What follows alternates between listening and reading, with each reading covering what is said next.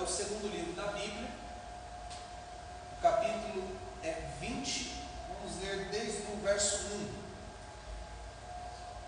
E Deus proferiu todas essas palavras, dizendo: Sou o Senhor teu Deus, que te tirou da terra do Egito, da casa da escravidão. Não terás outros deuses diante de mim. Não farás para ti imagem alguma de escultura, nem simulacro algum de algo que esteja em cima, no céu, ou embaixo, na terra, ou na água debaixo da terra. Não te curvarás diante deles, nem os servirás, pois eu, o Senhor teu Deus, sou Deus ciumento, e visito a iniquidade dos pais nos filhos até a terceira e a quarta geração dos que me odeiam, e uso de misericórdia para com milhares dos que me amam e guardam os meus mandamentos. Não tomarás em vão o nome do Senhor teu Deus, pois o Senhor não terá por inocente o que tomar seu nome em vão. Lembra-te do dia de sábado para conservá-lo santo. 6 dias trabalharás e farás toda a tua obra, mas o 7º dia é o sábado do Senhor teu Deus. Nele não farás nenhuma obra, nem tu, nem teu filho, nem tua filha, nem teu servo, nem tua serva, nem teu animal, nem teus estrangeiros, que está dentro de tuas portas. Ou nem teu estrangeiro que está dentro de tuas portas, pois em 6 dias o Senhor fez o céu e a terra, o mar e tudo que neles há, e descansou no 7º dia. Por isso o Senhor abençoou o dia do sábado e o santificou.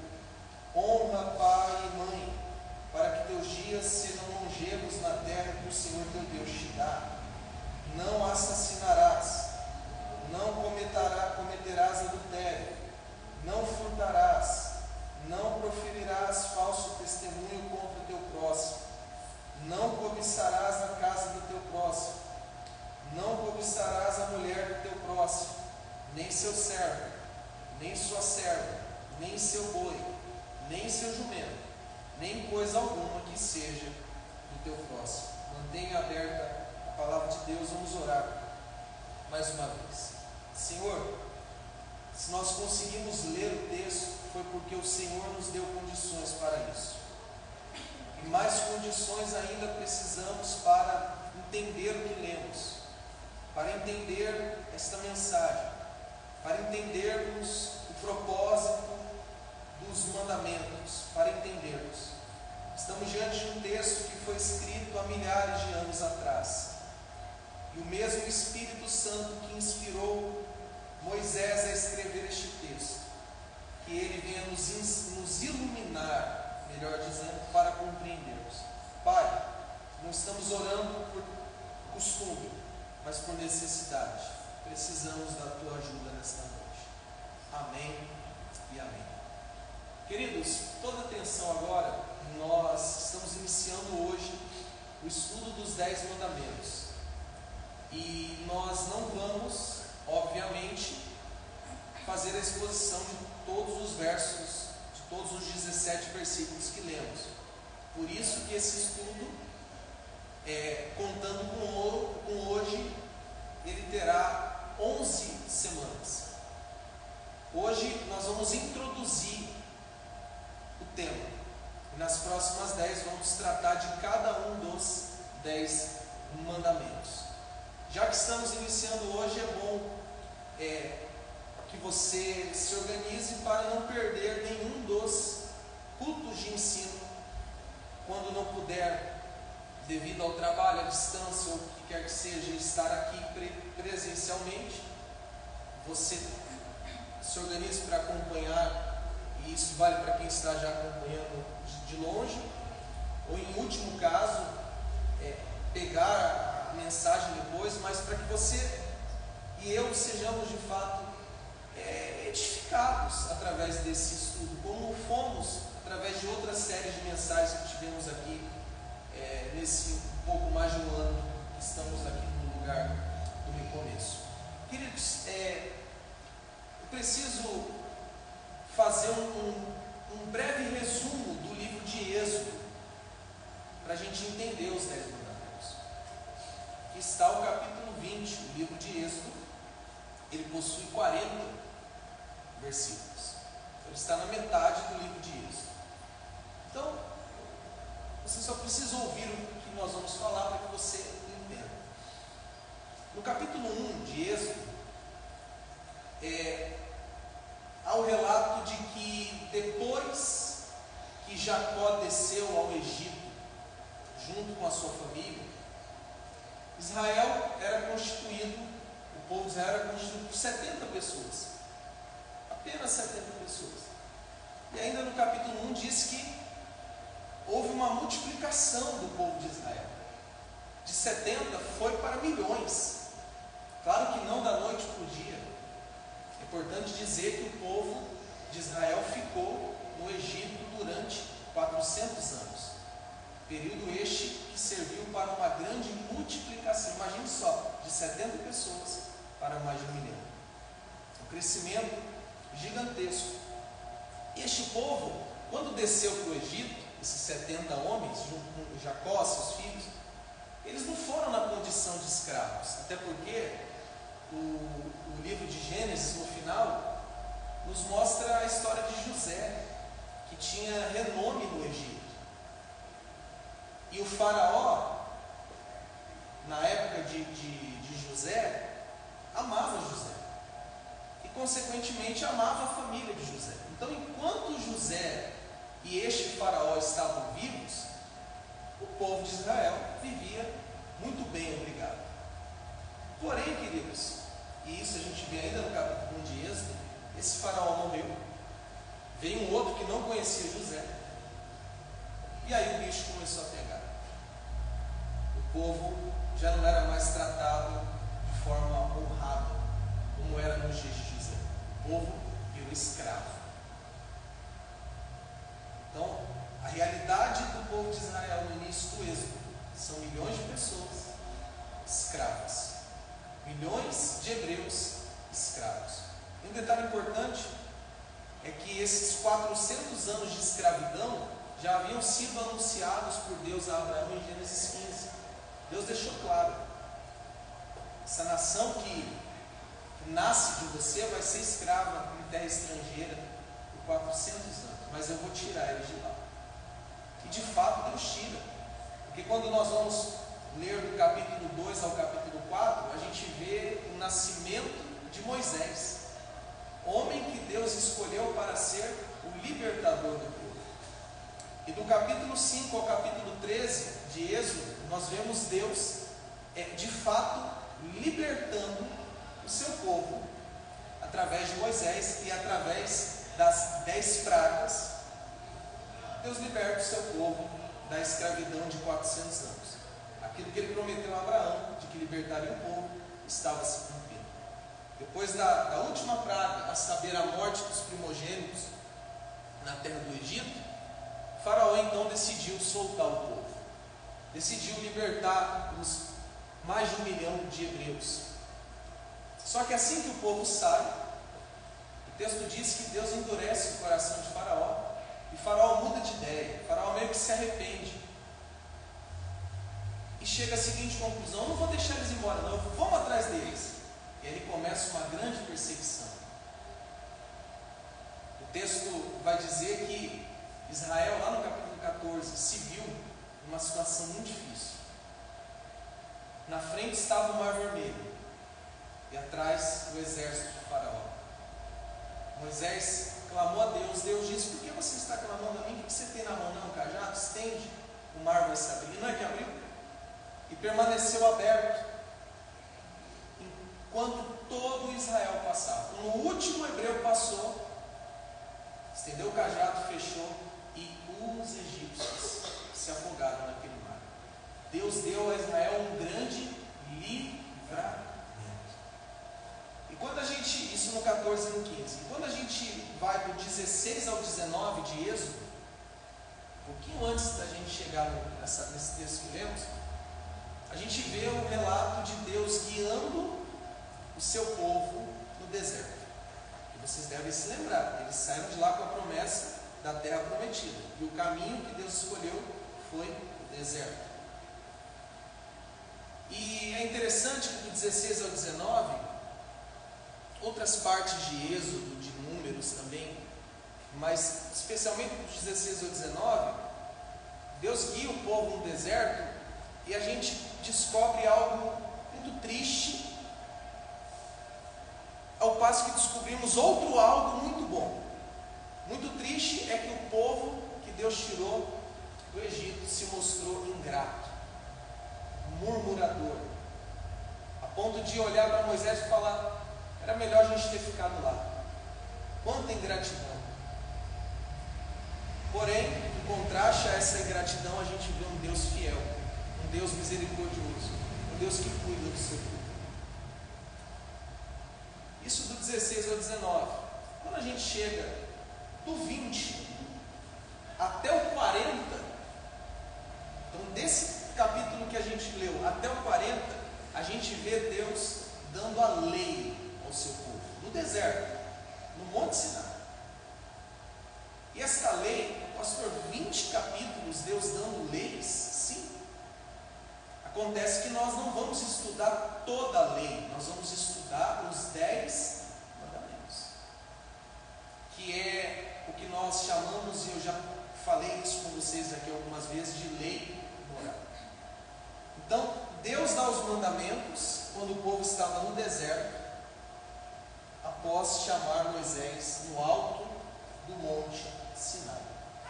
Queridos, os versos que nós vamos estudar hoje é o 1 e o 2. Vamos ler mais uma vez o verso 1 e o 2 de Êxodo 20. Feita esse panorama do Êxodo, vamos ver o 20, do 1 ao 2. E Deus proferiu todas essas palavras dizendo: primeiro, sou o Senhor. Segundo, teu Deus. Terceiro, que te tirou da terra do Egito, da casa da escravidão. Veja bem, olhe para cá. Nós vamos focar aqui no verso 2. Antes de Deus pronunciar os mandamentos, aqui no verso 2 especialmente, Deus esclarece 3 coisas importantíssimas. Nós vamos nos demorar um pouquinho aqui. Como a gente viu aí no verso 2, a primeira coisa que Deus esclarece é quem Ele é. Porque como que começa o verso 2? Sou o Senhor. Deus está esclarecendo antes de dar os mandamentos quem Ele é. E quem Ele é? O Senhor. Preste bem atenção que eu vou entrar em alguns pontos aqui. Se você não estiver atento, você vai ficar confuso. Sou o Senhor. Irmãos, no Antigo Testamento existe uma palavra genérica para Deus. Essa palavra é do hebraico, no hebraico é Elohim. Então, todas as supostas divindades, autoridades, anjos e deuses, supostos deuses que haviam no Antigo Oriente Médio, eram chamados de Deus ou Elohim. A gente está falando, irmãos, de nações politeístas que adoravam vários deuses, vários Elohims. Então, quando Deus vai dizer quem Ele é, Ele se identifica como o Senhor. Para deixar claro que quem vai dar os mandamentos não era mais um Elohim, não era mais um Deus, suposto Deus egípcio, assírio, mas era o Senhor. Do hebraico não tem como pronunciar no original, é o tetragrama, trava a língua, né? Tetragrama.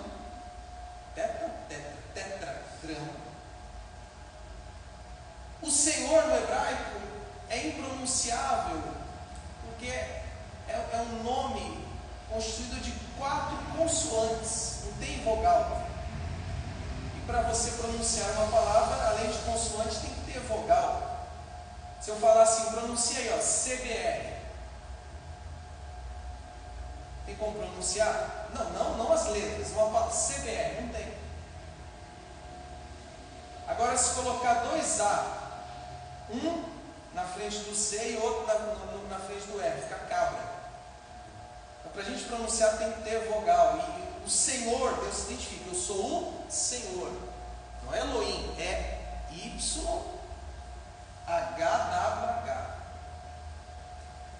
Para que a gente possa pronunciar, a gente coloca um A e um E, que fica Iavé. Você já deve ter ouvido essa palavra. Então, quando Deus diz, eu sou o Senhor, Ele não está dizendo eu sou Elohim, porque não era muito genérico, podia ser qualquer um. Eu sou Iavé. O nome original de Deus é Iavé, o Senhor. Baseado em que, pastor? O senhor faz essa afirmação? Nas palavras do próprio Deus, em Êxodo 3,15. Quando Deus chama Moisés para ir libertar o povo, Moisés faz uma pergunta: eu vou, Senhor, mas em nome de quem eu vou? Qual é o seu nome? Aí Deus diz: eu sou o que sou. Diga que o Senhor, Deus de Abraão, Isaac e Jacó, enviou você. O Senhor, não o Elohim, o Iavé. Então veja, querido, isso é importante. Deus vai dar os 10 mandamentos, mas antes Ele está deixando claro quem é que vai dar os mandamentos. O Senhor. Eu fiz algumas anotações sobre esse Senhor. Não era qualquer Elohim, não era qualquer Deus. Era o Senhor. O Senhor, Criador e Governador de todas as coisas. O Senhor, Deus de Abraão, de Isaac e de Israel.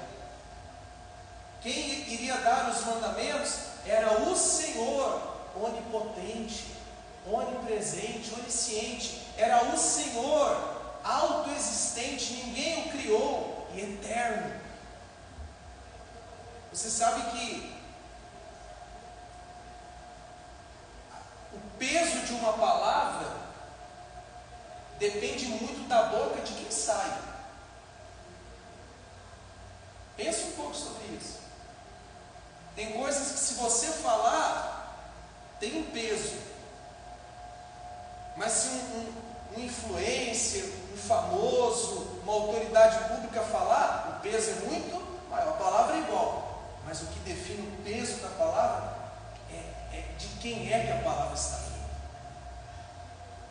Os 10 mandamentos, eles são muito caros, eles são muito valiosos, eles são muito pesados, porque saíram da boca, não de um Elohim qualquer, mas do Senhor. E o verso 2, além de dizer quem Deus é, diz qual é a relação desse Deus com Israel, né? Porque o que vem depois do eu sou o Senhor? Eu sou o Senhor, teu Deus. Olhe para cá, queridos. Então, qual que era a relação do Iavé, do Senhor, o único e verdadeiro Deus, com Israel? Ele era o Deus de Israel. Como eu disse, todas as nações, inclusive o Egito, eram politeístas. Significa, adoravam vários deuses. Olha como Deus fala, antes de dar os mandamentos: eu sou o Senhor, teu Deus. Ele não diz eu sou o Senhor, um dos teus deuses. Não. Eu sou o Senhor, olha o singular, teu Deus. Não um dos, mas o teu Deus. Em outras palavras, Israel, vocês estão acostumados com a ideia de adorar vários deuses. Todas as nações que os cercam adoram a vários deuses. Mas vocês não. Vocês têm um Deus, e é o Senhor. Não vou me aprofundar nisso, porque isso vai ser conteúdo do primeiro mandamento, que a gente vai ver na semana que vem. Mas ainda sobre essa questão do teu Deus, a gente tem que pensar no privilégio dessa palavra. Como eu disse, cada nação tinha vários Elohims, vários supostos deuses. Mas o Elohim de Israel, o Deus de Israel, era o Senhor, o único e verdadeiro Deus. Israel não era guardado, não era guiado, não havia sido escolhido por qualquer um. Veja o privilégio. Eles estavam diante da face do Senhor, o único e verdadeiro Deus.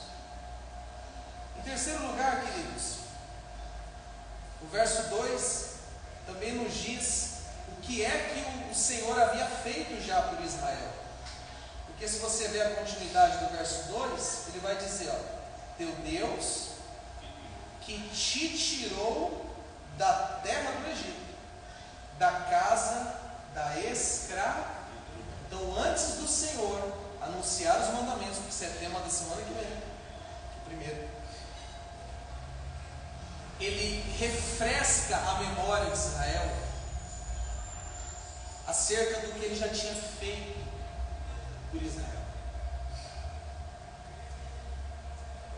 Do momento que do capítulo 14 e 15 de Êxodo, que é o momento que Deus tira Israel do Egito, até aqui, até esse texto que estamos lendo, passaram-se 3 meses. E nesses 3 meses, queridos, o Senhor já tinha feito muito por Israel. Primeiro, que tinha escolhido eles entre todas as nações da terra. Segundo, que havia libertado eles do Egito. Terceiro, que quando eles tiveram sede no deserto, Deus supriu a sede deles. Quando eles tiveram fome, Deus matou a fome deles. Quando eles pecaram, se rebelaram, foram ingratos, Deus usou de misericórdia. Então, Moisés, eu vou dar os mandamentos, mas antes a gente tem que refrescar a memória do povo. Primeiro, quem vai falar é o Senhor, não é qualquer Elohim. Segundo, quem vai falar é o Deus de vocês. Terceiro, quem vai falar, eu fiz muito por vocês.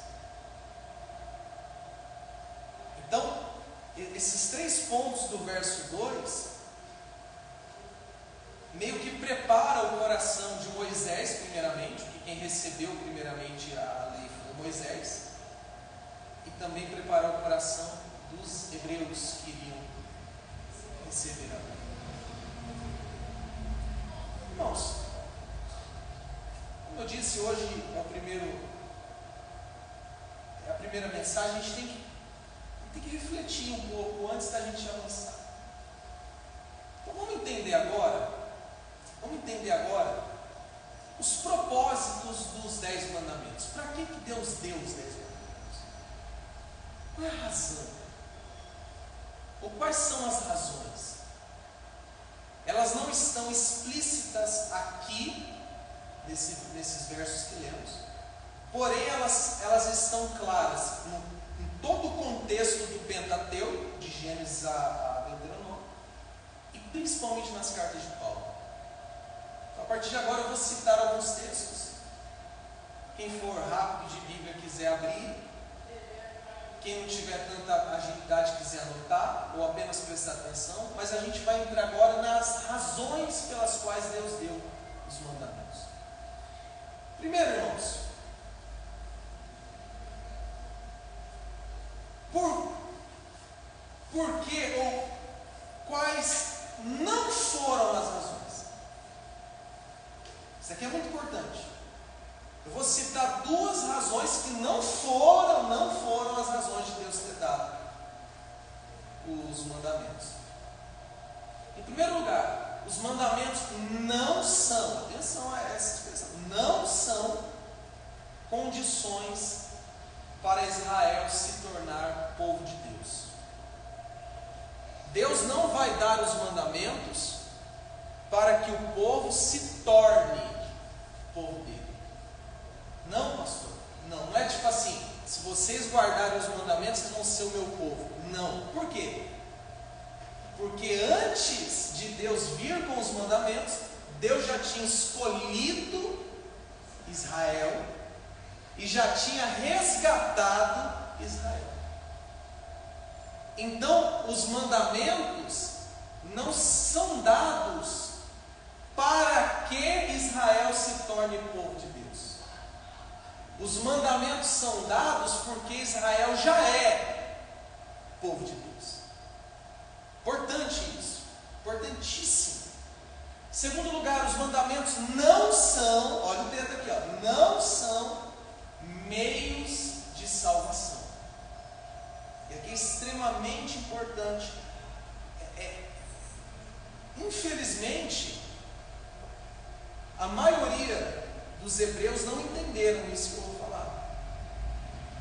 Eles achavam que os mandamentos eram meios para a salvação. E acham até hoje. Só que não são. A salvação não era fruto da obediência dele aos mandamentos. Porque, acompanhe comigo o raciocínio. Quantos foram os mandamentos? Os mandamentos que a gente vai ler? Foram 10, fora as demais leis. No total eram 613 mandamentos, aproximadamente. Para que um hebreu fosse salvo por meio da obediência, ele teria que obedecer rigorosamente todos os mandamentos sem quebrar nenhum. E aqui já dando um spoiler, o único homem que conseguiu essa façanha se chama Jesus Cristo.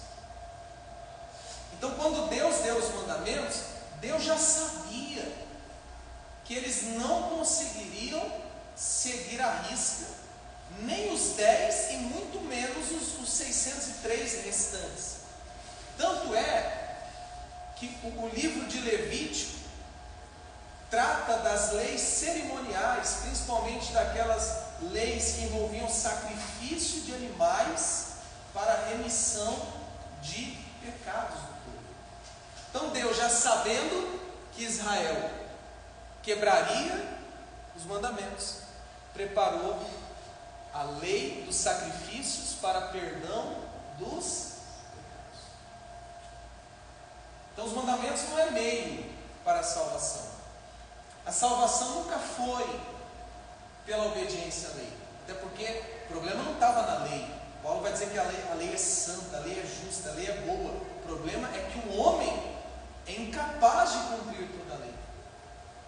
Aqui, abrindo um parênteses, talvez você esteja perguntando, pastor, se a salvação não era pela obediência aos mandamentos, então como? Como que o povo do Antigo Testamento era salvo? Da mesma forma que nós somos. Como que nós somos salvos hoje na Nova Aliança? Pela fé pela graça, mediante a fé em Jesus. Pastor, eu não entendi. Para a gente está bom. A gente é salvo pela graça mediante a fé em Jesus. Mas eles, Jesus não tinha nascido. Como que eles iam crer em alguém que nem tinha vindo ainda? É aí que está.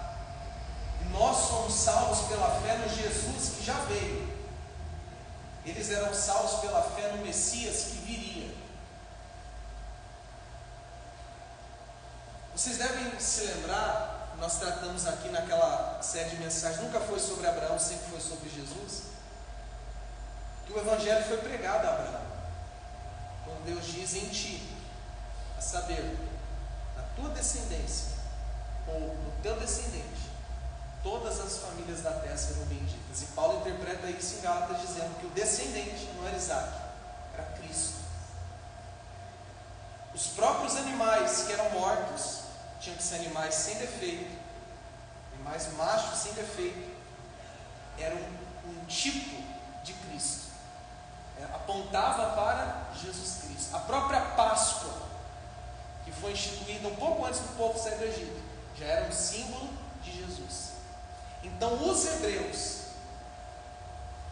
aos hebreus foi revelado o o Messias que viria progressivamente. E aqueles que criam, eles eram salvos. Porque, posso ser sincero, queridos, falei aqui da lei do Levítico, né? Lá que o homem pecava e tinha que ter um animal ser morto no lugar dele, um animal para perdoar o pecado dele. O que vocês acham? Será que naquela época tinha gente que matava o animal só para matar? Tipo assim, não acredito nisso aqui não. Tinha. Vou fazer só por uma obrigação? Tinha. Mas tinham aqueles que de fato criam que na morte daquele animal eles recebiam o perdão. Eles de fato criam em Deus. Eles de fato criam na remissão de pecados através da morte do Cordeiro. Estes de fato eram perdoados. Os outros ainda matavam animais, mas por não haver fé na realidade de que aquele animal substituía ele, eles não podiam ser salvos. Bem, nós já vimos aqui que os mandamentos não eram condições para Israel ser povo, porque Israel já era povo antes dos mandamentos, povo de Deus, e que a salvação sempre foi pela fé, nunca foi pela guarda dos mandamentos. Bem, então, quais foram os propósitos verdadeiros por detrás dos mandamentos, dos 10 mandamentos? Eu listei aqui 5, e é aqui que a gente vai começar a citar alguns textos. Em primeiro lugar, irmãos, os 10 mandamentos, eu quero que vocês repitam comigo agora. Diga, os 10 mandamentos nos revelam quem é Deus. Você quer saber quem é Deus? Olhe para os mandamentos. Porque nos mandamentos está claro o que Deus ama e o que Deus odeia. O que Deus quer e o que Deus não quer. E o que nós queremos revela quem nós somos.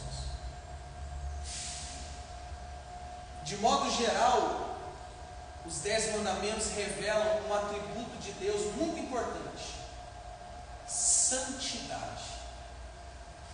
Lendo os 10 mandamentos, como nós vamos ler e estudar nas próximas partes, a gente vai chegar a essa conclusão: Deus é santo. Deus é santo. Repita: os 10 mandamentos nos revelam que Deus é santo. Como eu disse, Paulo afirma que a lei é santa, é justa, é boa.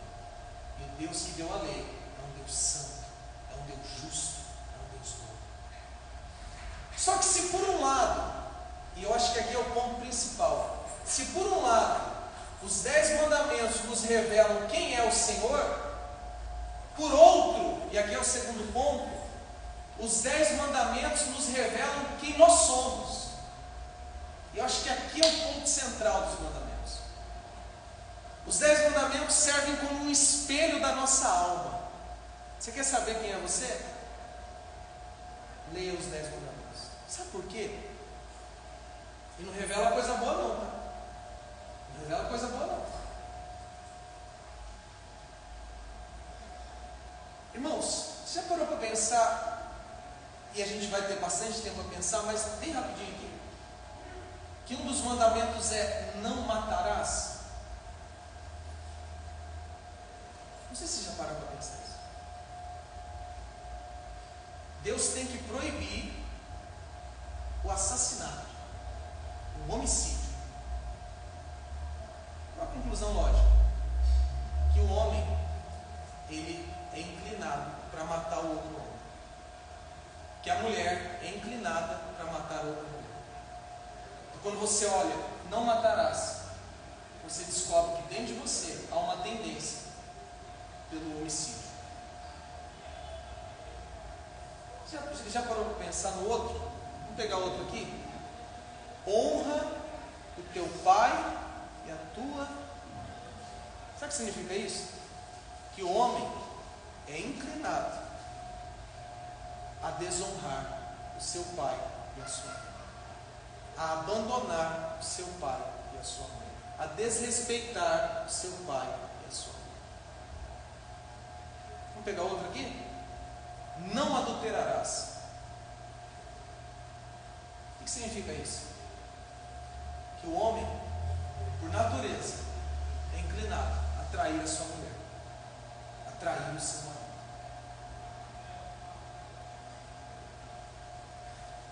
gente olha para os 10 mandamentos e a gente percebe que Deus é bom, justo e santo.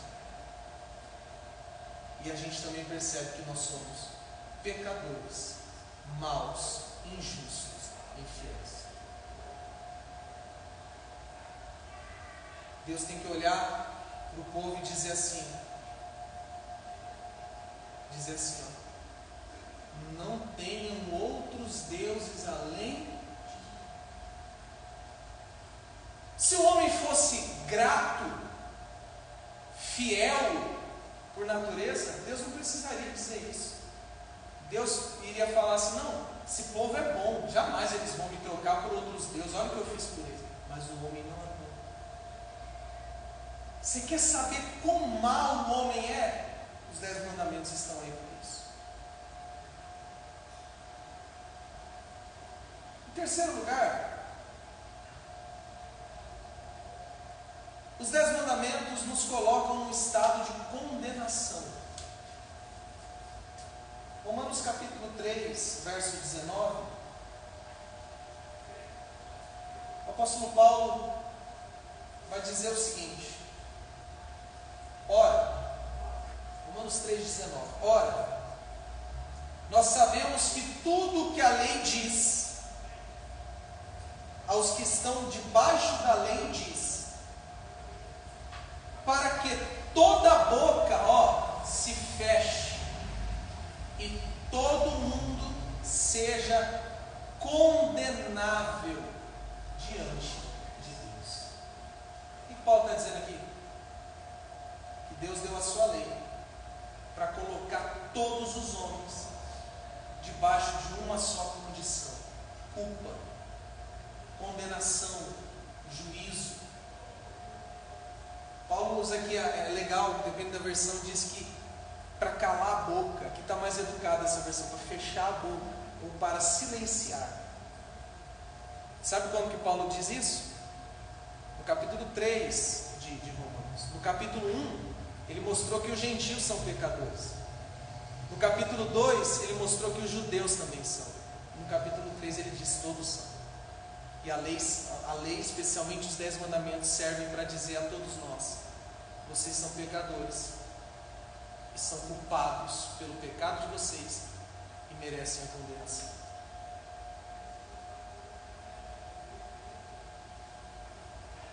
E ainda sobre essa questão do homem ser culpado, Tiago 2, do 10 ao 13, vai dizer assim: pois quem obedece a toda a lei, mas tropeça em apenas um ponto,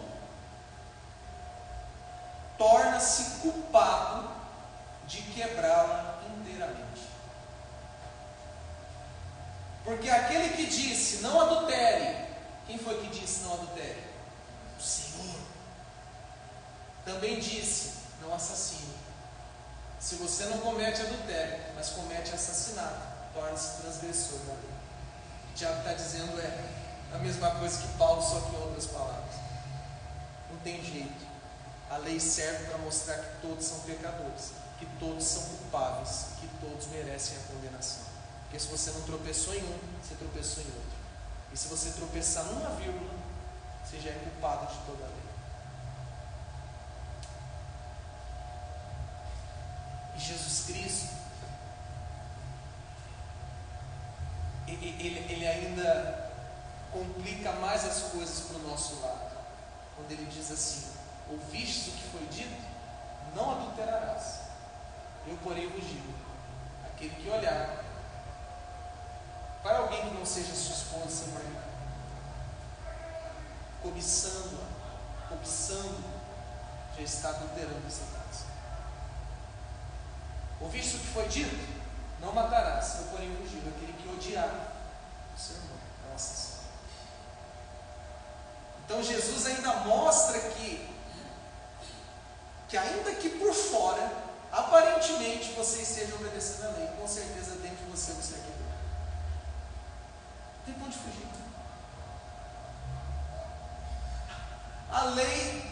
A lei grita, Deus através da lei grita, Deus através dos 10 mandamentos grita: todos pecadores que merecem a condenação. Em quarto lugar, que na verdade é uma continuação desse terceiro, os 10 mandamentos nos revelam a necessidade de um Salvador. Augusto Nicodemos, não sei se a frase é dele, não sei exatamente se é de Calvino, se é de Agostinho, mas ele costuma dizer, e a gente tratou disso inclusive na nossa confissão de fé, que a lei não pode nos salvar, e já vimos isso. Então o que a lei faz? Ela nos manda para Cristo. Tipo assim, a lei olha para você e fala, não posso salvar não, mas eu sei quem pode. Quem pode? Então os mandamentos servem também para nos mostrar que precisamos de um Salvador. E esse Salvador não é outro senão Jesus Cristo. Paulo, ainda em Romanos, capítulo de número 8, verso 3 e 4, vai dizer assim: porque o que era impossível à lei, porquanto estava enferma pela carne, Deus, enviando o seu Filho em semelhança da carne do pecado, e por causa do pecado condenou o pecado na carne, para que a justiça da lei se cumprisse em nós, que não andamos segundo a carne, mas segundo o Espírito. O que Paulo está dizendo aqui é que a lei era incapaz de salvar o homem, mas Cristo salvou o homem. Então a lei aponta para um Salvador. Quem é o Salvador? Jesus. Em quinto lugar, concluindo a nossa mensagem, ou indo já para a conclusão da nossa mensagem, os 10 mandamentos regulam o comportamento dos salvos. Concluindo aquela frase que eu citei, que o Augusto Nicodemos costuma citar: a lei não pode nos salvar, ela nos manda para Cristo. Ponto. Ou ponto e vírgula. E Cristo, depois de nos salvar, nos manda de volta para a lei, para nos santificar. Então, os 10 mandamentos, eles servem para os salvos, e agora eu estou falando dos salvos, como uma norma de gratidão, como uma norma de santificação. É tipo assim: Jesus me salvou, aí eu olho para Jesus e digo: Senhor, eu sou tão grato pelo Senhor ter me salvado, o que eu faço agora? Aí vem o Senhor e diz: não terás outro Deus além de mim. Não farás para ti mais de escultura. Não tome o nome do Senhor e os mandarás. Entende? Não sei se vocês estão entendendo. Para mim está muito claro, mas eu não sei se está sendo claro para você. Ela não nos salva, mas ela é o padrão que nós devemos buscar depois de salvos, para agradar aquele que nos salva. Ela serve para santificar os salvos. Que é aquela máxima que eu sempre uso aqui: o salvo é santo. Por que ele é santo? Ele obedece os mandamentos de Deus. Para ser salvo, mas porque ele foi santo. Bem, resumindo tudo que falamos aqui, o estudo que a gente está começando hoje, os 10 mandamentos, ele tem 2 propósitos. 2 coisas vão acontecer aqui durante essas próximas 10 quartas-feiras. A primeira delas, nós vamos ensinar ao ímpio que ele está perdido e ele precisa de um Salvador. Se entre nós, ou se entre aqueles que nos assistem, porventura existe alguém que não está salvo, que não está em Cristo, essas 10 quartas-feiras, através da ação do Espírito Santo, vai ficar claro para eles que eles precisam de um Salvador. Em segundo lugar, para os que já são salvos, essas 10 quartas-feiras vão servir para nos santificar e para nos ensinar o que Deus quer que a gente faça, não para sermos salvos, mas para agradar aquele que nos salva. Louvado seja Deus. Vamos ficar de pé, encerramos por aqui esta mensagem. Bastante coisa, né, gente? Aqui nas minhas anotações deu 4 folhas. Tudo bem que a letra está um pouco grande, mas eu quero orar.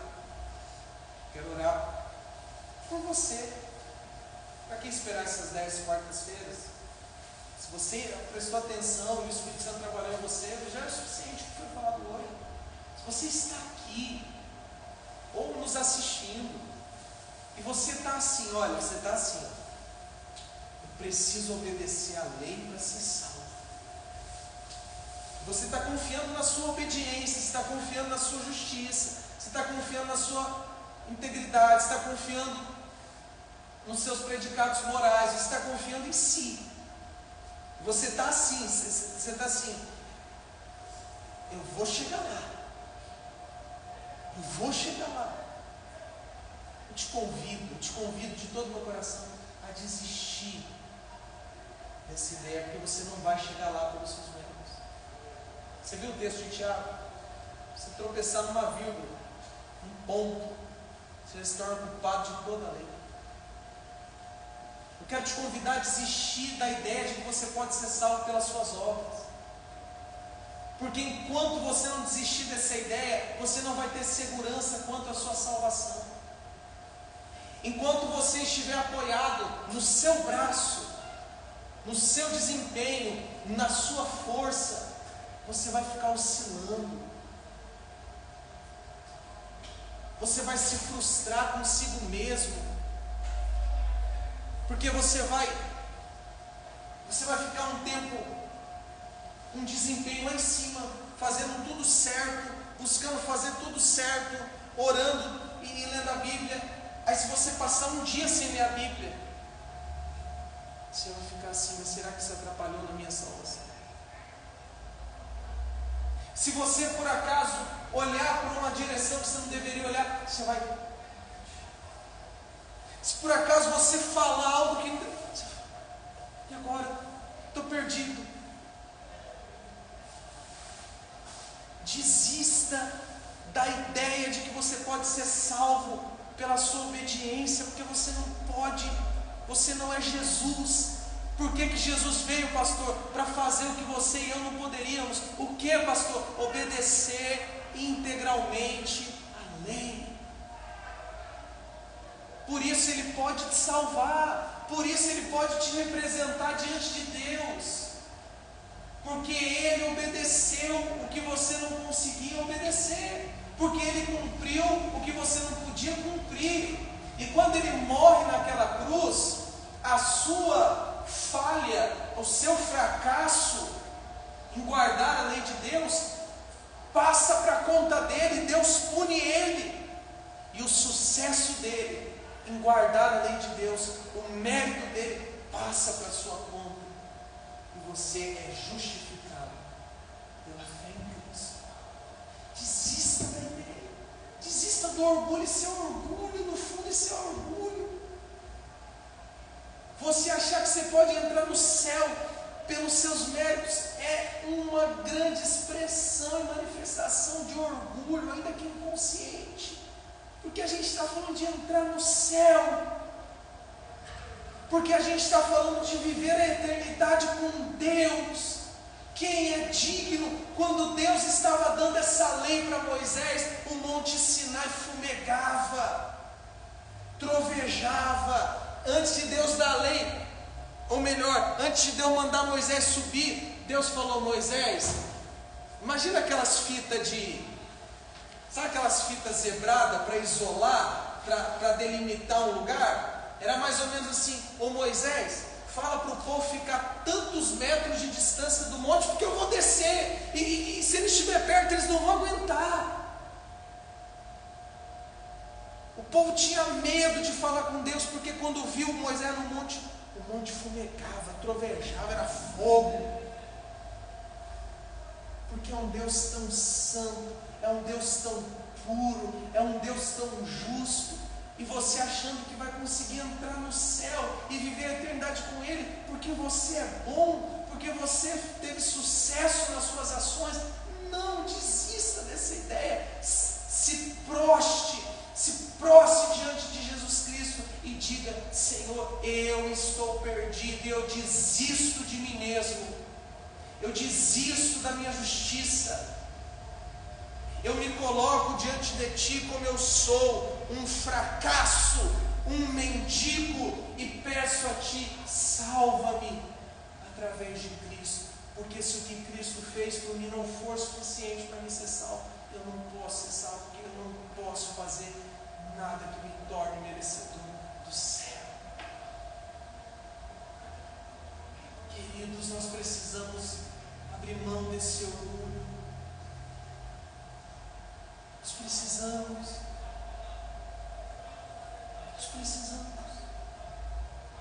Cada vez que eu penso sobre isso, cada vez que eu leio sobre isso, cada vez que eu estudo o Evangelho, eu chego à seguinte conclusão: se a salvação não é pela graça, então não existe tal salvação, não existe Deus, não existe Jesus, não existe céu, não existe inferno, não existe nada.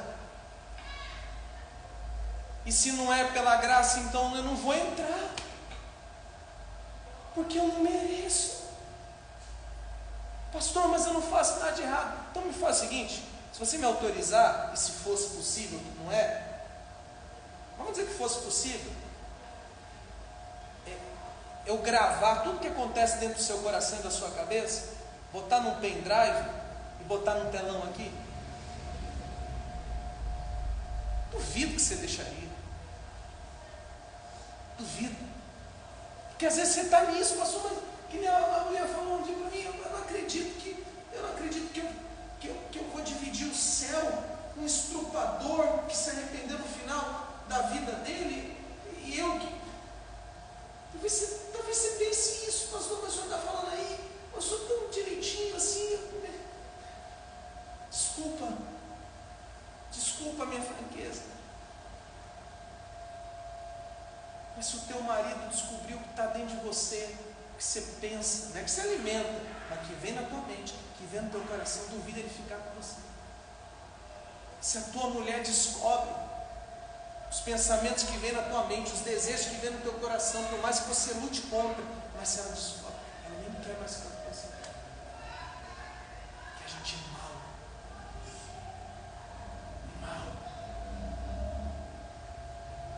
Então, mais uma vez, eu faço esse apelo: desista da ideia de que você pode se salvar, e se proste diante de Jesus Cristo, e o tenha, e creia nele como seu Salvador. Amém, queridos? E você que já fez isso, vamos agradar a nosso Deus. Vamos lutar todos os dias contra o que não agrada a Ele. Vamos procurar amar o que Ele ama e odiar aquilo que Ele.